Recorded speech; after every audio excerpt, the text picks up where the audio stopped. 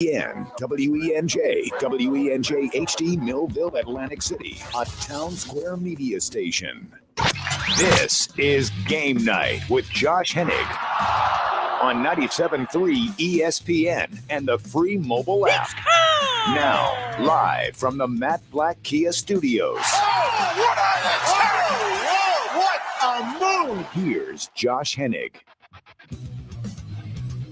Hump Day Wednesday edition of Game Night on 97.3 ESPN. I am Josh Hennig hanging out with you on a Wednesday night. We have the injury reports for tomorrow night's Eagles-Vikings game. Thursday Night Football can be heard right here on 97.3 ESPN. Plus, we will touch on the Phillies losing another extra inning game last night. So we will get to all that and more coming up. It's a Weinberg Wednesday. Dave Weinberg is back. He will join us coming up in less than 20 minutes from now. As always, you can join the conversation at 609-403-0973. Your DMs into the 973 ESPN mobile app powered by First Bank of Seattle. So the injury report is significant because there are 3 players ruled out for the Eagles, 1 player ruled out for the Vikings. All 4 of those players are starting players for each team. So let's get into who has been ruled out and what it means.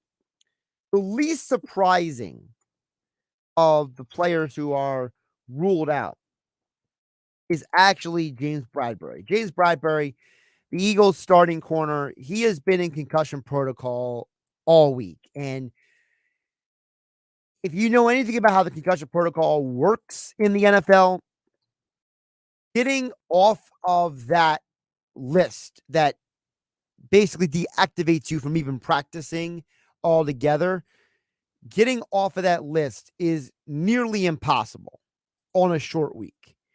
Bradbury would have had to have been cleared Monday or Tuesday and then been allowed to go through today's walkthrough practice if he was actually going to play in tomorrow night's game. So he's not very surprising, but it is a loss that is significant. So what does that mean? Well, that means Josh Jobe is going to play tomorrow night. Now, Jobe does not have any NFL starting experience. He was a long-time starting cornerback at Alabama when he was playing for the Rolling Tide in college, but he does not have NFL experience. And what's concerning is that you're going against a Vikings team that has a lot of receiving talent. The assumption is that Slay, the Eagles' other starting corner, will cover Justin Jefferson, who I think is the best wide receiver in the NFL. I'm sure Dolphin fans and fantasy football owners of Tyreek Hill would tell me otherwise, but I think Justin Jefferson is the best wide receiver in the league today. And you got Slay is probably going to watch him the entire game, which means that Jobe is going to be matched up on either Jordan Addison or KJ Osborne for the majority of the game. And even though Addison and Osborne are not on the same tier of talent as Justin Jefferson, you're still asking a guy who has never started an NFL game. His last start at a cornerback position was in college. You're asking that guy to come out and basically hold down the fort for you. Now, look, it's not like Josh Jobe played a bunch of nobodies in college, right? He did play for Alabama, and he was playing for Alabama mostly from 2020 to 2019, right? And in that stretch is the year where Alabama won the national championship, right? So we know that he has championship caliber pedigree, but the one year they lost to Georgia in the championship game, the other year they beat Ohio State in the championship game. Well, during those years of playing, 2019, 2020, 2021, he actually did see some very, very talented receivers. He saw Justin Jefferson. He saw a lot of really good players out there. So, Jackson Smith and Jigma was on the Ohio State team the year that Alabama won the championship, right? So it's not like Joe does not know how to play cornerback, but playing in the NFL is a different speed, a different caliber of game. So it'll be interesting to see how he holds up in that situation because, like I said, from 2019 to 2021, Job was one of Alabama's starting corners. And remember, when they played Georgia in the championship game, that was not the best version of George Pickens. But they did play Ohio State in the championship game, and that was the game that they won. And let me double check. I'm not sure if Njigba was healthy for that game or not, because I know he had a couple injuries in college. I don't know exactly who would have matched up against who, but the point is that's the first injury. We'll dig deeper in the Job in just a minute. The second injury of significance is Reed Blankenship has been ruled out for the game. So now you're without your starting corner and your starting safety for that game. That is a huge, huge deal because you're talking about a situation where now you're going against a Vikings team with a lot of offensive firepower, and you're asking now guys who were not practicing with the starters for the entire month of August, did not play as starters on Sunday, to be able to go out there and pick up the slack. And you don't think the Vikings, TJ Hawkinson isn't licking his lips because there's no Nakobe Dean, no Reed Blankenship, and now no James Bradbury. This is a potentially big game for the tight end. And you already saw what the Patriots did. And Hunter Henry and Mike Gesicki are not on the same level as TJ Hawkinson. TJ Hawkinson is one of the 5 best receiving tight ends in the entire NFL. And if Hunter Henry had the game that he had with the Eagles at full strength, quote unquote, defensively, health wise, Sean Desai better not play a bunch of those soft, weak zone coverage schemes, or his guys are going to get picked apart again. They're going to look bad. They have to go out there and play a different scheme defensively. Now, we'll get into the defense in a little bit because there is an injury on the Vikings offense that does impact the Eagles defensively. By the way, in the national championship game with Josh Jobe as the starting corner, Chris Olave, Garrett Wilson, and Jackson Smith and Jigba were your starters for Ohio State. So, yes, Josh Jobe does have experience playing high-level wide receiver talent. But again, college, NFL, bit of a different speed of the game. So no Blankenship means that Terrell Edmonds is probably going to be the starting safety. And even though he's a reliable, trustworthy veteran, I will never look at Edmonds as anything except for a good, solid NFL safety. He's not a big-time playmaker. He's not somebody who can drop in the coverage and take over a game. It's not his style. It's not what he does. He is I'm going to get some tackles. I'm going to do the fundamentals of the game, but I'm not going to be some playmaking safety. So now you're asking Evans to pick up the slack of having. I think we can argue that Blankenship is probably more likely to be a playmaker than Edmonds is in terms of the secondary. Edmonds is just I'm going to do my job. I got the fundamentals down type of player. And you're going to ask Evans now to basically pick up the slack of if a guy like Hawkinson comes across the middle, or if someone like Addison or Osborne get away from their defenders, right? That's what you're asking. That's what you're looking at here. So definitely some concerns in the secondary for the Eagles as per the injury report. Now, the good news is Bradbury, who is the starting center for the Vikings, he is not playing in the game. He has been ruled out. So the Eagles had, and I don't have the stat in front of me, but I know they had a ton of quarterback hurries. They didn't get a lot of sacks in the game, okay? But sacks are a deceiving stat. They did have a lot of quarterback hurries. I believe it was either 15 or 18 QB hurries. So they did get pressure on Mac Jones on Sunday. So Garrett Bradbury, he has been ruled out for the game for the Vikings. So they are without their starting center, and their starting left tackle has been a limited participant at practice all week. So The left tackle, not 100%. Center, he's out of the game. So obviously now, with Blankenship ruled out and with James Bradbury ruled out and no Nakobe Dean at linebacker because he's on the injured list for the next 4 weeks, I would anticipate that this is going to be a game where the Eagles are basically going to have to go a little Jim Schwartz on us. Sean Desai's got to go into this game and basically say, I need my front four to go get the quarterback, and that'll protect my secondary. That's the only chance they have of winning this game. The only chance they have to defensively keep the Vikings from going crazy is to go out there and basically tell Jalen Carter, Fletcher Cox, Jordan Davis, Brandon Graham, Josh Sweat, and Hassan Reddick and Nolan Smith, this game is on your shoulders. You guys do your job. We will win this game. You basically got to tell those guys to go hunt. You got to go tell those guys, go get the quarterback, create pressure.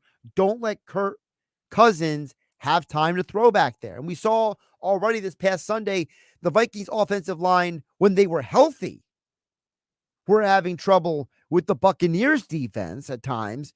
You don't think that the Eagles defense can't create a similar amount more pressure in this situation with no center and a left tackle who's banged up? That's the key. That's the only saving grace for the Eagles, with 3 starters not playing tomorrow night when Merrill Reese and Mike Quick call the action here in home for Eagles football in South Jersey, 97.3 ESPN. The other injury to hit on really quick before we hit the break, Kenneth Gainwell has been ruled out as well. Not as severe of a loss as the other guys because you do have DeAndre Swift. You do have Rashad Penny. 2 guys who have NFL experience. You know, Swift is a guy who has, 18? I think it's 18 touchdowns over the last 3 years. So what you're doing is you're leaning on guys that have experience. Rashad Penny, he's a guy who averages around 6 yards per rush in his NFL career. So you have a guy in Swift. It's 18 touchdowns in his first 3 years in the NFL was DeAndre Swift. This is a guy, DeAndre Swift, who has also caught 7 receiving touchdowns. So he can play the Gainwell role. And then for Penny, look, I know Penny's been injured a lot, and I think that kind of takes the perspective of him and makes him look like he's a less of a player. But over the last 2 years combined, when he did play a total of 15 games, so the equivalent of an entire NFL season, he did average over 6 yards per rush attempt. He did have 8 rushing touchdowns over the last 2 years. And in those 15 games, he did rush for over 1,000 yards. 1,095 is actually the number, 1,095 yards. So it is very apparent that they have talent without Gainwell. And I'm not as worried about the running back situation as I am about the defense. So we'll get into all of that as the hour goes along. And of course, tomorrow on the Sports Bash and Game Night right here on 97.3 ESPN. I'm Josh Hennig, hanging out with you on a Wednesday night. Coming up next, it's a Weinberg Wednesday. Dave Weinberg will join us to talk about the Phillies and the Eagles. More right here on 97.3 ESPN FM and 97.3 ESPN mobile app, powered by First Bank of Seattle. This is the radio home for Philadelphia Eagles football. It's the home opener as the Eagles host the Minnesota Vikings on Thursday Night Football at the Link. And the gun again is cut. Big chase. They've got him! Eagles radio network coverage begins at 7 p.m. Merrill and Mike call all the action starting at 8:15. This is South Jersey's official home for Philadelphia Eagles football. 97.3 ESPN, South Jersey's Eagles station. 97.3 ESPN has teamed up with Seize the Deal for incredible weekly offers from some fantastic local restaurants. Here's this week's big deal. Get a $50 gift card good for use at Sunday Gravy in Linwood for just $25. Get this great deal starting Friday at 9 a.m. at seizethedeal.com. Hurry, chances are this deal will sell quickly. For more info on this great deal, go to seizethedeal.com. seizethedeal.com.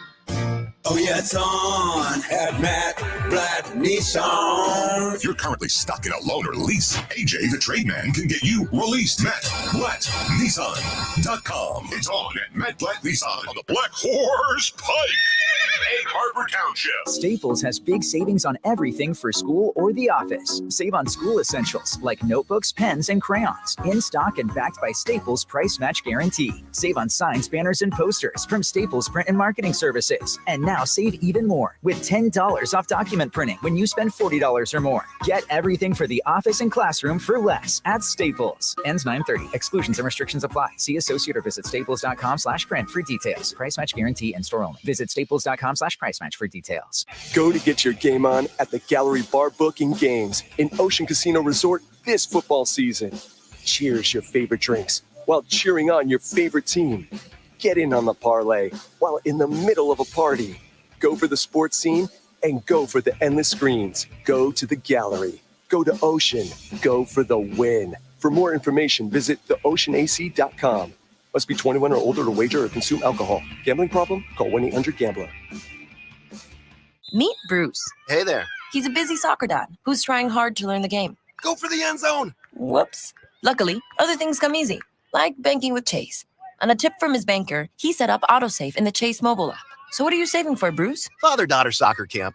Smart bankers, convenient tools. One bank with the power of both. Visit chase.com/checking. Chase, make more of what's yours. AutoSave requires a Chase checking and savings account. Chase mobile app is available for select mobile devices. Message and data rates may apply. JP Morgan Chase Bank and a member FDIC. The power's out at our house. Coffee table. But since my family has storm-ready Wi-Fi from Xfinity, they can stream and game like usual on all their devices all over the house. Oh, who moved the couch? So everybody stays connected while I just try to find a seat in the dark. Oh, cactus? Can I get a little help over here? Yeah, bro. Just let me finish this boss battle. Sure, go ahead. Medic! Now you can get fast, reliable internet on the Xfinity 10G network and get storm-ready Wi-Fi when you upgrade, so you can stay connected for up to 4 hours, even when the power goes out. Only from Xfinity. Go to Xfinity.com, call 1-800-XFINITY, or visit a store today. Restrictions apply. Storm-ready Wi-Fi limited to customers within range of 4G LTE cellular signal. Speeds reduced to 30/7 megabits per second. Actual speeds vary. For more details, visit Xfinity.com/stormready. When my daughter gets a cold, I have a secret weapon. DayQuil Kids Berry from Vicks. DayQuil Kids is specially formulated to treat kids' most bothersome cold and cough symptoms quickly. And the best part is that DayQuil Kids Berry tastes really great. Aren't you supposed to be resting? Maybe. DayQuil Kids Berry. The kids' berrylicious daytime congestion, coughing, stuffy head, stuffy nose, just for kids medicine. Safe for kids 6 years plus. Your palace awaits. Caesars Palace Online Casino is now live. Download today and register using code RADIOLAUNCH. New users get a $10 sign-up bonus, a 100% deposit match up to $1,000, and 2,500 reward credits after wagering $25. Must be 21 and physically present in New Jersey, Pennsylvania, or West Virginia. Minimum wagering within 7 days required to unlock bonuses. Full terms and wagering requirements at CaesarsPalaceOnline.com/promos. If you or someone you know has a gambling problem, call 1-800-GAMBLER. In West Virginia, all games regulated by the West Virginia Lottery. Please play responsibly. Thinning hair is normal, but it doesn't have to be your fate. Once I started taking Nutrafol, I could visibly see my hair get thicker. It made my hair stronger. Nutrafol, the #1 dermatologist recommended hair growth supplement brand. Nutrafol has taken me back to the hair I was meant to have. You've got nothing to lose and everything to grow. Join the 1 million people growing at Nutrafol.com. That's Nutrafol.com. Something good to know from First Bank of Sea Isle City. We have all of today's innovative banking products just like the big, but we offer something they can't. A personal save time. Pay your bills online. It's fast, easy, and convenient. First Bank of Sea Isle City, a community bank that delivers more for you every day. Service, today's technology, from the people who truly care. Learn more at firstbankseaisle.com. Member FDIC, Equal Housing Lender. You're listening to Game Night with Josh Hennig on 97.3 ESPN and the free mobile app. We'll get back to the text board in just a bit. 609-403-0973. I see George from Summers Point is there on the text board. By the way, the answer to the texter, Josh Jobe, last year playing at Alabama was 2021. So, like I said before, he was on the Alabama team that played Ohio State when they had Chris Olave, Garrett Wilson, and Jackson Smith and Jigba. So, like I said, I'm not concerned as much about specifically Job versus the Vikings receivers of KJ Osborne and Jordan Addison. I'm more concerned about the fact that the NFL and the college game are different style of games, and that the competition level is going to be asking something different of him, and it being his first start tomorrow night. All right, to Weinberg Wednesday. Dave Weinberg is joining us. Of course, Dave covered the Eagles for over almost 30 years. Of course, he's a columnist for 97.3 ESPN.com. Extra point columns up there each and every week. He joins us right now on 97.3 ESPN. Dave, welcome back. How you doing today? I'm doing well, Josh. How are you? I'm doing all right. So Eagles have ruled out 3 of their starters. Of course, Jacoby Dean was already not playing because of the foot injuries on the injured list, but no James Bradbury, no Reed Blankenship, no Kenneth Gainwell. And Dave, before you came on, I said, I'm not as worried about Gainwell missing because you already have Swift and Penny and Scott. But the other 2 guys on defense, I am concerned because that Vikings team, I know they didn't play great on Sunday, but they still got a lot of offensive firepower. Yeah, they do. They do. That is something to worry about. You're right, Josh. I mean, you need all your defensive players ready for a game like this. As we spoke about, in several times past, that the Eagles were incredibly healthy last year, and so far that's not been the case. So maybe it's the law of averages catching up with them. I don't know, but we'll have to see how their depth is if they have guys who are ready to step in and fill the void.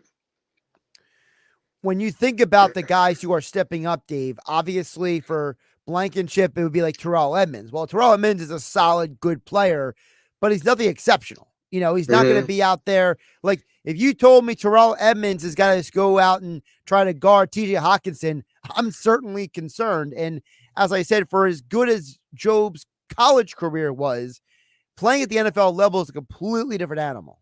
Yeah, it is. It's quite an adjustment. Even if you're playing in the SEC, it's still a jump. So yeah, it's interesting to see how he handles the challenge on Thursday. I'm kind of wondering, is Sidney Brown going to get any reps here? I mean, That's a good question.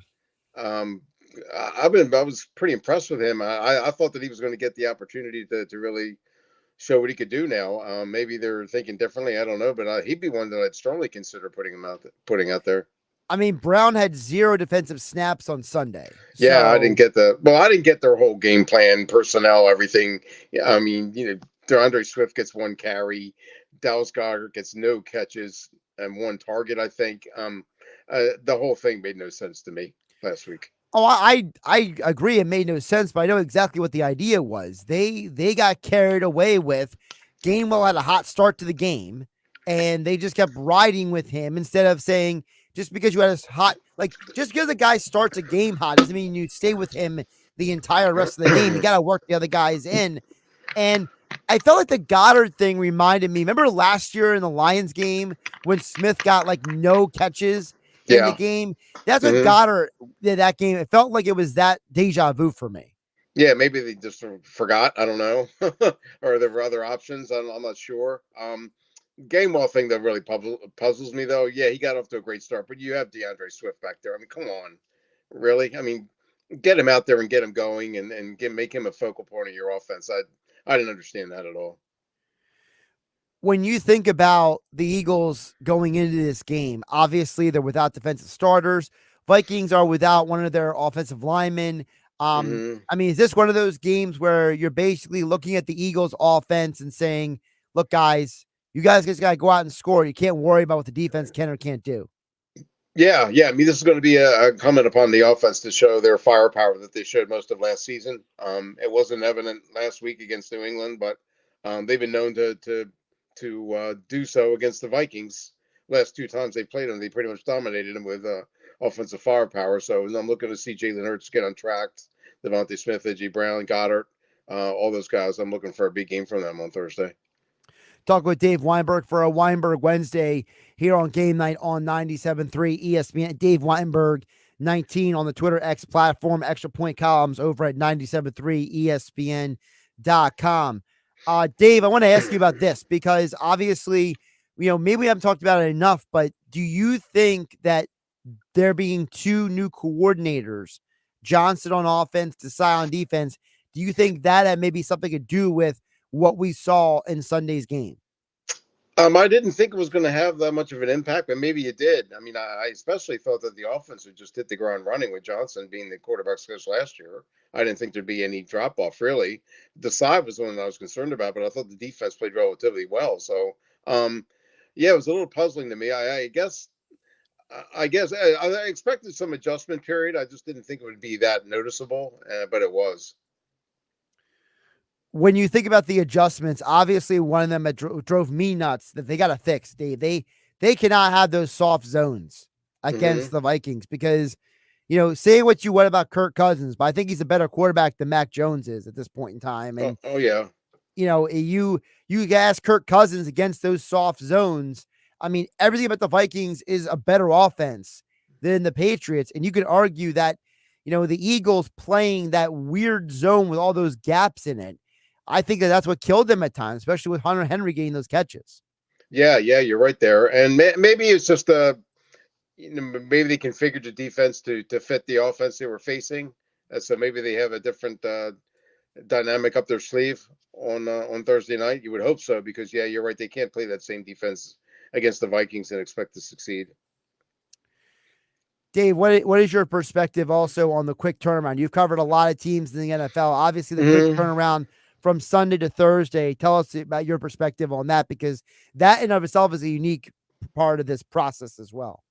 Yeah, it's not as unique as it used to be, though. I mean, Josh, it's been a case for the last few years now, even more than that with Thursday night games. So it's a little bit of adjustment, especially on the body. I mean, you took such a beating on Sunday, and now you got to turn around. And Thursdays usually, or Friday, is kind of the days where your body is starting to finally recuperate and recover, get healed a little bit, but they don't have that luxury now. So I guess you scale back your practices dramatically. Just it's more just walkthroughs and X's and O's and things. You don't really it's not really physical practices at all, because you can't. And but it's the same for both teams, obviously. And the Eagles are home, so I think that's a little bit more of an advantage for them. Vikings have to not only play on a short week, but they have to travel to Philly. So that's I think that should bode well for the Eagles tomorrow. So does that mean you're picking the Eagles win the game? Yes. Although I'm not sure about what's the spread now. Let me double check. Last time I saw it was either 3.5 or 4.5. So it went down that far, really? I thought it was like 6 or something. No. Let's see here. Well, that'd be the wrong page altogether. That's a good job by me. Not give me a second here. That's okay. I thought I was clicking on the right thing. So it's 5.5 right now. Okay. Certain books still have it 6. But Right. apparently some of the books have now flipped it to 5.5. So one book has it 4.5. I think they'll cover that. I mean, I think they'll win. It's not going to be a blowout, but I think they'll win by like a touchdown if that's an indication. I think the Eagles win this game, though. Yeah. How about you? I think they win the game, but I think there's going to be more points scored than last year's matchup. When the Eagles played them, I tend to think, because the over under right now is 49, 48.5. So I tend to think that'll probably hit the over. It'll probably be something like 28-20 or maybe like a 30-21 or I don't think that. I think two things. One, the Bucs just beat the Vikings. Yes. And the Eagles have a better offense than the Bucs do. And number two, I just have to believe on some level that even though the Vikings are down a man on their offensive line, I just don't see how that completely compensates for you being without 3 starters on the back end of your defense. And I just got to think that the Vikings, they're coming out with, licking their wounds, wanting something to prove. And they're proudful guys. They're not sitting there going to let the Eagles just open up their home for the season and just be like, oh, well, poor us. No, they're gonna come out fighting. Yeah, they are. They are. There's too much pride there to just roll over. I mean, no team does that. Yeah, it's going to be a closer game than what maybe people think, but I still think the Eagles have enough firepower. I think they're kind of not embarrassed, but I think they know they have something to prove too. After the Patriots game, they want to show that they are indeed Super Bowl contenders, and I think that's what their mindset is coming in tomorrow. And I think they'll take care of business. Dave, let's flip it over to the Phillies. Obviously, it's been a weird week for them in these games against the Braves. They seem to have trouble winning extra inning games. Are you concerned at all that this extra inning lack of ability to win is becoming a trend? Yeah, I'm not getting their common sense says you bunt, right? I mean, you have a run on second, you bunt him to third, and try and get him home. I don't understand the fact that Thompson didn't think that JT or Real Muto was ever bunted before. Seriously, I mean, and anybody knows how to bunt. I mean, if you don't, then there's something wrong. But yeah, I don't get their strategies at all. I don't understand what they're thinking. It's like they have some sort of brain freeze or something when the extra innings come around. I don't know what it is. Well, the Real Muto thing, according to Baseball Reference, he's only bunted once in his entire major league career. Okay, well, he can lay that a bunt though. Come on. What bothered me more wasn't even the bunt, at least for me, because I feel like the Phillies are very like we play it by the book. We have a we have our PowerPoint presentation. We follow that to the letter. Mm-hmm. My problem is as an individual, Real Muto looked like he was trying to hit a home run. He was swinging out of his shoes. Like if you're a professional hitter, just try to get the ball the other way.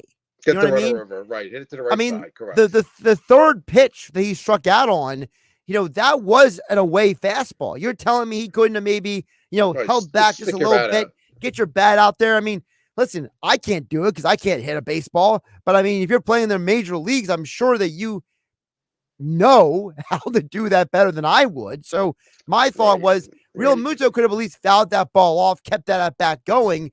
But instead, he's swinging out of his cleats, trying to hit a home run. My problem was Real Muto more than the Phillies. I thought that entire at bat was embarrassing. Yeah, I mean, the bottom line, Josh, they're not as good as the Braves. They're just not. No, they're not. You can have these rallies, you can have the exciting comebacks, and the fans get all excited. But then the Braves score again, and they win the game, and that's the way it's going to be. It's just, it seems to me that they got like 15 guys with 40 home runs. I mean, that lineup is like incredible. For like 1 to 9, there's like no outs there. And their pitching is a little bit inconsistent, I guess. But I just think they're way better than the Phillies. I know all the games have been close and stuff, but when push comes to shove, the Braves are a better team, and that doesn't matter what the Phillies do. Yeah, and it's also about matchups some ways as well, because I just feel like the Braves offense is just such a gauntlet. Like as you've seen in some of these games, even when the Phillies score runs, even they can't stop the Braves from scoring runs. I mean, between Acuna and Olsen. I mean, dude, the fact that Olsen is on the verge of becoming the Braves' all-time single season leader in home runs. I mean, that franchise has Hank Aaron, for goodness sake. Right, Eddie Matthews. Yeah, I know. Right. I mean, it's absolutely insane that that's how good this team is. And, I'm not even angry that the Phillies lost the game last night. It's just more disappointment than anything else. Yeah. I mean, they're going to make the playoffs and they're going to have a nice run, I guess. But they're not. You can't really get mad. I mean, it's just one of those facts that the Braves are better. That's just the way it is. I mean, no, watch, they'll turn around. The Phillies will beat them in the playoffs, and I'll look like an idiot. But they did last year. That's what happened last year. Yeah, they did. But I just don't see it. I really don't. Not this year.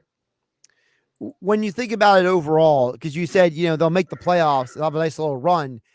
For Dave Weinberg, what would you like the Phillies like? What is a reasonable expectation for you when looking at the Phillies heading into are you saying, hey, get to the second round, get to the championship series, and that's good enough? Or how do you feel about it? You mean expectations? They have a really talented team, but there's just too many holes in the pitching staff and in the bullpen to reasonably expect them to achieve what they did last year. I'll be satisfied just with a playoff appearance and a first round win, I guess. They're not a World Series contender, I don't think. I mean, they have the talent, but I just don't think that the pitching's there to do that. It's just too many inconsistency and holes in both the rotation and the bullpen. But if they get to like the second round of the playoffs, I'd be satisfied with that if I were a Phillies fan. I think it's the second round for sure. I just think it depends on who you see in the second round because, yeah. For example, if I think they have a better chance of being the Dodgers than the Braves in the postseason. Oh, sure. Yeah. If you end up with the Dodgers in the second round, I can totally see them, winning that game. Maybe like maybe a long series, obviously, but I don't think it'd be a sweep of the Dodgers. I think the Braves they'd probably lose to in a series, especially with Max Fried back from his injury. I mean, without no Fried this year was the biggest problem for the Braves, and he's back. So now you got him and Strider going into the postseason. I mean, if those guys are on, they're dangerous. I think the problem with the people forget the Dodgers have been injured most of the year. So it's like, now you're going to the postseason and it's like now you're trying to hit that switch, as they call it for athletes. And I just don't see how they would do that. If it starts now, who do they play in the first round? Because a lot of people seem to be scared of the Cubs. Well, I'm going to pull up the standings right now. I'll let you know momentarily. Let's see here. The Cubs, here's why the Cubs don't scare me too much, as they're pitching. They're basically one pitcher at this point. Right. So, let's see here. Let's go with the expanded conference. I want the conference. Well, the league, actually. So about football so long, I'm calling the National League I Conference understand. here. I hear you. So the Braves and the Dodgers would have the two byes. The Brewers would play, as of right now, the Diamondbacks. The Phillies play the Cubs. So, but the problem with the Cubs is they're really only one pitcher. They should get past them. Yeah. I mean, are you really worried about Kyle Hendricks and Jameson Taillon? I'm not. Right. True. Yep. But are you worried about Aaron Nola and and Taijuan Walker and? Well, I mean, I think Nola is better than Kyle Hendricks. That's for sure. Okay. Taijuan Walker, I see. If it's a 3-game series, I'm expecting Ranger to be the third starter. So, that would be like Ranger versus probably Taillon. Because it would probably go. Well, depending on what you think of Wheeler. Did last night's game make you think Wheeler was that just a bad day at the office, or are you concerned? You know what I mean? Because if it's a bad day at the office, then Wheeler versus Steele should be a great game. If you think it's a trend of things to come, then maybe you don't feel too good about Wheeler versus Steele in game 1 of a Cubs series. Yeah, well, you got to roll with Wheeler, though. I mean, he's your ace. I mean, that probably was just an abomination last night. I think he's too good a pitcher to keep that going. I think he'll be able to take care of business when the push comes to shove. Yeah, I mean, the thing with the Cubs is their pitching staff, they don't have the depth. I can't believe I'm saying this out loud. The Phillies have more depth than the Cubs do pitching-wise, and that's saying something. Yeah, yeah, true, yep. I mean, the only team that's got worse depth in the National League wild card race are the Reds. I mean, poor Brett Kennedy was asked to come out of the bullpen to save their pitching staff because they were running out of bodies basically out there. And I mean, the Reds are barely, right? Yeah. Well, the Reds are barely hanging on to the wild card at this point. I have to double check what the number is, but I mean, yeah. What are the Reds right now? I mean, the Reds are a game out, and I mean the Reds have arguably the worst pitching staff in baseball. The fact that they're a game out of the wild card is an amazing testament to their offense. Yeah, it is. Yep. It'd be kind of cool if they get in. Oh, it'd be cool if they get in. I mean, De La Cruz is a phenom to watch. He's so exciting. Yeah. The problem is that I don't know how you feel about Dave. I look at the Arizona Diamondbacks and I just see a team. I think the Diamondbacks are better at everything than the Reds, and I think that eventually the better teams usually find a way to make the postseason. Yeah, true. Yep, I'm with you there. I mean, between Gallen and Kelly in the starting rotation, I mean the Diamondbacks have a good offense. Maybe not as crazily electric as the Reds, but they got some really good players too. So I mean, they got a game lead right now over the Reds, and well, we got about 3 weeks left in the regular season, so we'll see what happens. I'm very disappointed in the way they treated Buddy Kennedy, but other than that, they're a good team. Yeah. Well, the thing with Kennedy is I feel like the Reds are an organization that was ill prepared to be competitive this year. It's like they almost went into the season expecting it to not to be a competitive year. And then when they found out they were competitive, despite all the injuries that they had to like 3 different starters, I felt like they had no real game plan, like how to handle that. You mean Diamondbacks or Reds? I thought the Reds were not prepared to be competitive this year. Okay, I got you. All right. Yeah, you're probably right there. Yep. The Diamondbacks are weird because they're a team that spent a lot of money this offseason. And for them to have how many wins right now? 7. They have 76 wins. For that team to spend as much money as they did and be 76-70, there's probably a part of the organization that's just like grateful they're above 500 the way the season's gone. Yeah, true. Yep, you're right there. He's Dave Weinberg at Dave Weinberg 19 on the Twitter X platform, Extra Point Columns over at 97.3 ESPN.com. And he gets out just in time for the Phillies game to start. Christopher Sanchez taking the mound for the Phils against the Braves. Dave, enjoy the Eagles game tonight, and we'll talk soon. Tomorrow. Yes, Phillies tonight. Eagles tomorrow. Yes. Yeah, Phillies tonight, Eagles tomorrow. Yeah. What day is it? What time is it? I don't know anymore. Yeah, that's okay. I understand. Hey, I've been there. I totally get it. Take care of yourself, Dave. All right. Thanks, Josh. I appreciate it as always. I'll talk to you next week. Josh Hennick here on Game Night on 97.3 ESPN. Yeah, Phillies tonight, Eagles tomorrow. No Phillies tonight at all. So no split attention spans for anyone. That's Christopher Sanchez is getting his warm-up pitches here. By the way, speaking of baseball, I don't know if somebody baseball. Did anybody else see what happened to Max Scherzer yesterday? That injury he sustained looks absolutely insane. Like, basically, like he's not going to pitch the rest of the year because his tricep is messed up. When he tried to do the one warm-up pitch, he was just like, I can't even do it. Like, that's got to be one of the weirdest things I've ever seen. George in Summers Point, I'll get to your text on the other side. I was going to get to it with Dave Weinberg, but just the segment kind of like, took a different direction than I was planning on. But George Summers Point, your text and others coming in next, 609-403-0973. That is the text board. Your DMs into 97.3 ESPN mobile app powered by First Bank of Seattle. Sunday on Compass Media Network's coverage of the NFL. It's an AFC playoff rematch in Week 2 as the Jaguars host the Chiefs. Hi, this is Chris Carino. Join Brian Baldinger and me in Jacksonville, where the upstart Jags, led by dynamic young quarterback Trevor Lawrence, try to outduel Patrick Mahomes and the defending Super Bowl champs. It's the Kansas City Chiefs and the Jacksonville Jaguars. If it's the NFL, it's right here. It's NFL Sunday on 97.3 ESPN. Coverage begins at 12:30.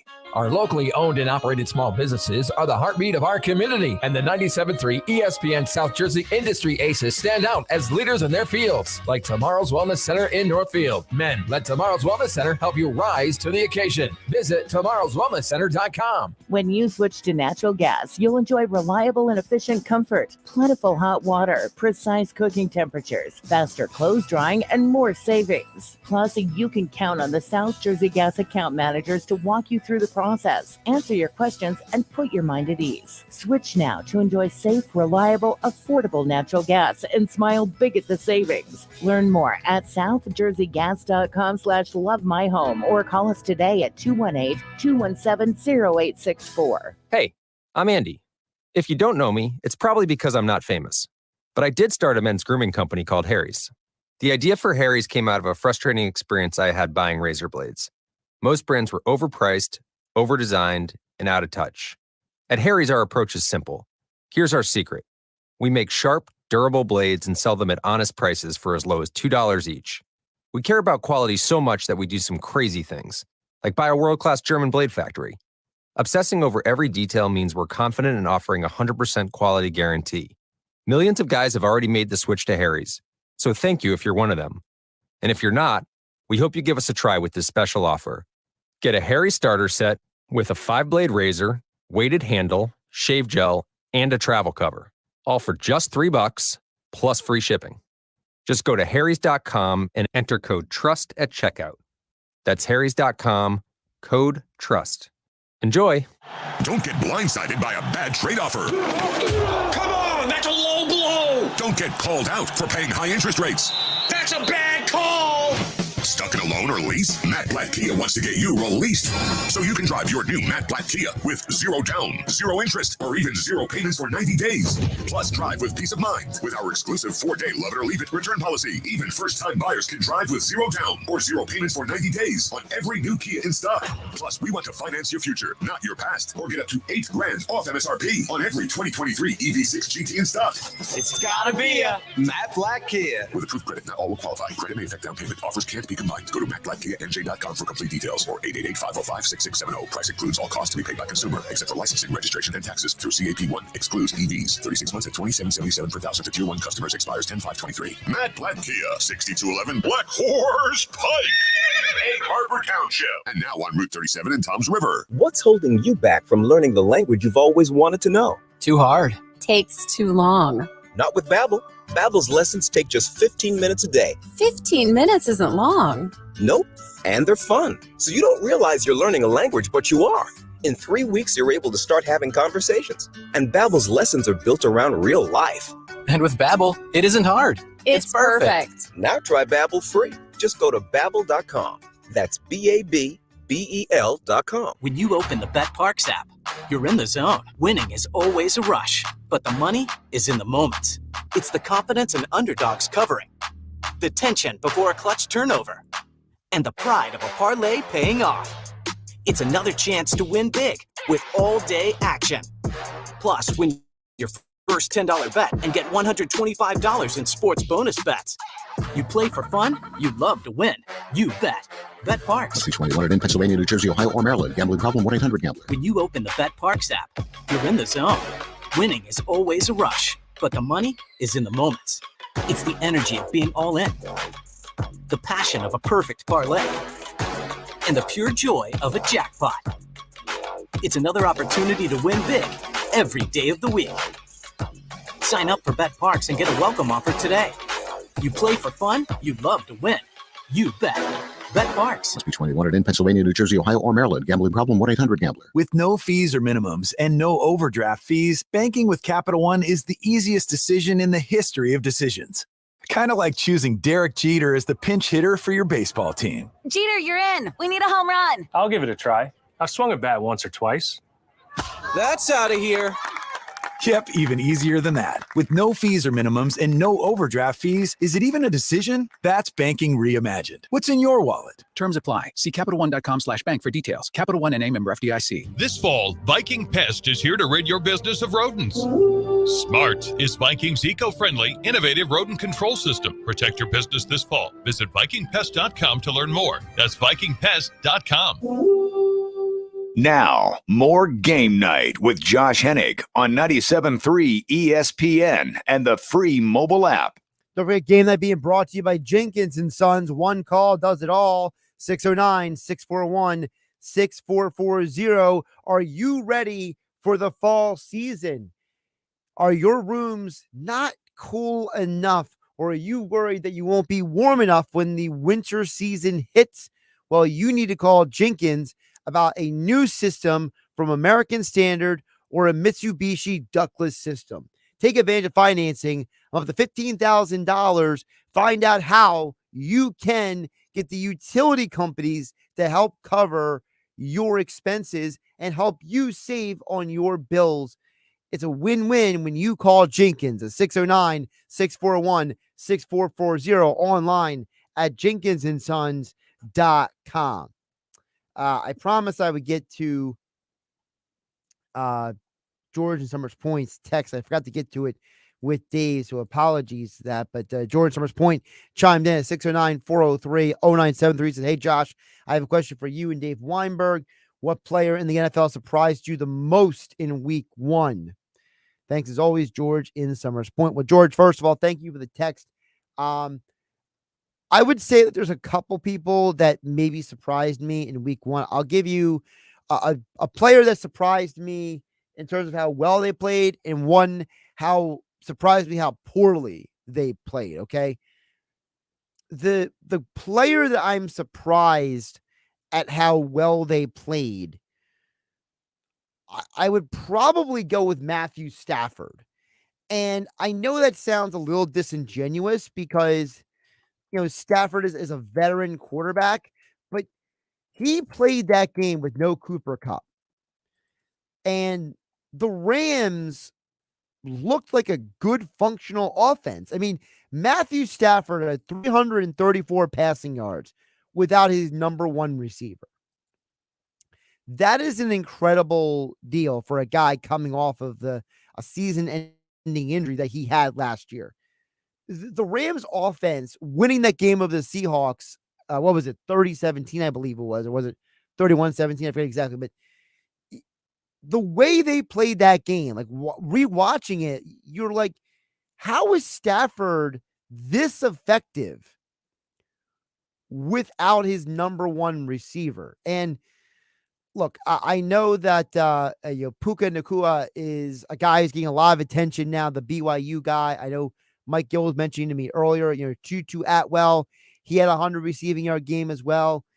But still, like, Puka and Tutu being your two primary wide receivers, that is an incredible testament to Sean McVay and Matthew Stafford. So for me, I think Stafford was the most impressive. And on the flip side, the most disappointing surprise is actually in the same game. I'll go with Geno Smith looked pedestrian at best.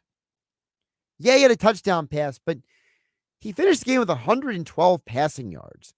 He just did not look good at all. And I just got to wonder, did the Rams see something from Geno Smith last year that they realized they could take advantage of when they were 100% healthy? Like, was there something about Geno, the way he played last year, that because the Rams had an entire offseason to prepare, that they were able to take advantage of maybe some tells or some cues? Like, for example, if you have enough game tape on a pitcher, you can tell maybe, like, he adjusts his glove a certain way to go from fastball to breaking ball. Or, if you're watching a basketball player on tape, you realize that, like, in certain offensive sets, they like to go left more than go right, dribbling with the ball.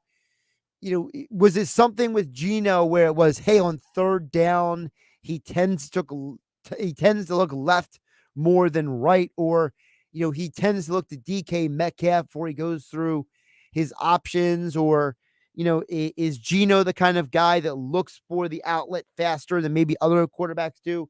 I don't know. I tend to think that I think the Rams saw something, and I was surprised the Seahawks had no answer for what the Rams brought to the table. So I guess those would be my biggest surprises, just, sticking with one game, because, Raheem Morris has turned into arguably one of the best defensive coordinators in the league. And I'm not just saying it because he won a Super Bowl his first year.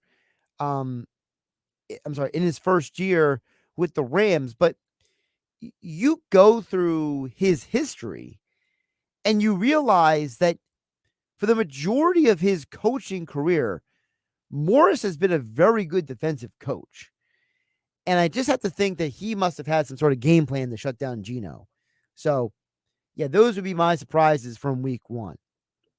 Before we get out of here, Phillies, by the way, are down 2-0 right now. The Braves, as the Phillies are up to bat in the first inning. Spencer Strider going for the Braves against the Phils.